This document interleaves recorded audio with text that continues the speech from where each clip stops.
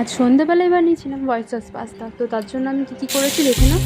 আমি এদিকে পাস্তাটা বয়েল করে রেখেছিলাম। এবার তেলের মধ্যে আমি পেঁয়াজটাকে কুচি করে কেটে ওর মধ্যে দিয়ে একটু হালকা ব্রাউন করে ভেজে নিয়েছি। তারপরে আমি পাস্তাটাকে দিয়ে দিয়েছিলাম। হালকা নাড়িয়ে চাড়িয়ে দেওয়ার পর আমি একে একে চিলি ফ্লেক্স, অরিগ্যানো, স্বাদ মতো নুন, চিনিটা অ্যাড করেছিলাম। আর আমি গোলমরিচ গুঁড়োটা দিতে একদম ভুলে গিয়েছিলাম, ওটা লাস্টে আমি অ্যাড করে দিয়েছি। তো তারপরে আমি হালকা নাড়িয়ে ছাড়িয়ে এর মধ্যে আমি হোয়াইট সসের যে পাউডারটা, ওই পাউডারটা আমার কাছে ছিল, ওই পাউডারটা দিয়ে হালকা নাড়িয়ে ছাড়িয়ে আমি দুধটা দিয়ে দেবো আস্তে আস্তে।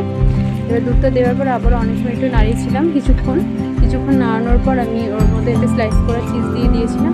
আর লাস্টে আমার পাস্তাটা একটু গ্রেভিটা একটু কমে গিয়েছিলো বলে আমি লাস্টে আবার একটু দুধ অ্যাড করেছিলাম। দুধ অ্যাড করে আবার একটু নাড়িয়ে ছাড়িয়ে আমার পাস্তাটা পুরোপুরি রেডি হয়ে গিয়েছিলো। দেখো আমার পাস্তাটা কতটা গ্রেভি লাগছে আর কতটা দেখতে টেস্টি লাগছে। তোমরা বলো পাস্তাটা দেখতে কেমন লাগছে। খেতে কিন্তু দারুণ হয়েছিল। আর উপরে হালকা গোলমরিচ ছড়িয়ে আমি সার্ভ করেছিলাম। টাটা।